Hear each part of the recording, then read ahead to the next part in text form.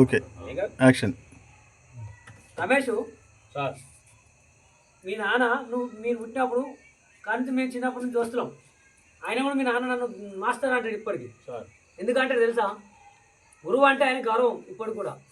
మీ నాన్నకు ఈ ఊళ్ళో మంచి పేరు ఉన్నది రమేష్. మీ నాన్న ఒక మాట చెప్తే ఎవరైనా కానీ ఏదన్నా తెచ్చి ఇచ్చుతున్నారు. మీ నాన్న ఏ ఊరికి పోయినా కానీ పలా రామచంద్ర అంటే ఆయన ఒక ప్రత్యేకత ఉన్నది. ఇవ్వరి వరకు ఒక్కరితో ఒక మాట మీ నాన్న వాళ్ళే. కానీ ఈరోజు నేను కూడా నాకు తెలిసింది, మీ నాన్న మీరు చేయబట్టి చాలా బాధపడతాడు, కుమిలిపోతాడు. ఒక తల్లిదండ్రులు అంటే ఎట్లుండాలనేది ఆయనకు తెలుసు.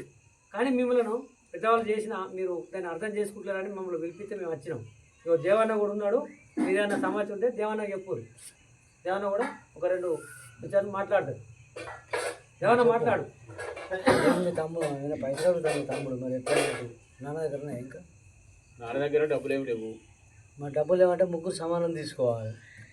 నాకు ఆటో కావాలని నడుపుకుంటా డాడీ అంటే నాకు 3 లక్షలు ఇచ్చిండు. అయితే మీ లెవెల్ కూడా ఆయనకు చెయ్యాలి. మీరు మీ లెవెల్ ఇచ్చినప్పుడు ఆయన కూడా మీకు సమానం ఇవ్వాలి. నీకంత ఇచ్చిండే? నాకేమి ఇవ్వలేదు పైసలు. ఇచ్చిన పెద్ద మనిషి పొడికాయన ఆయనకేమైనా ఇచ్చినావు నువ్వు? ఇప్పటి వరకు ఎవరు అడిగినా కాదనుకుంటే ఇచ్చిన.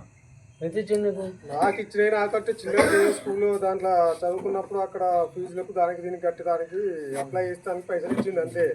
5,000 10,000 తీసుకున్నాను. నేను అంతకు ఎక్కువ ఏం డబ్బులు తీసుకోలేదు. నాకు బాబు మరి ఏం పైసా 3 లక్షలు నీకు ఇచ్చిందంటాడు నాన్న.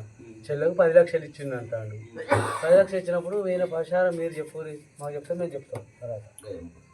అంతేగా? ఓకే.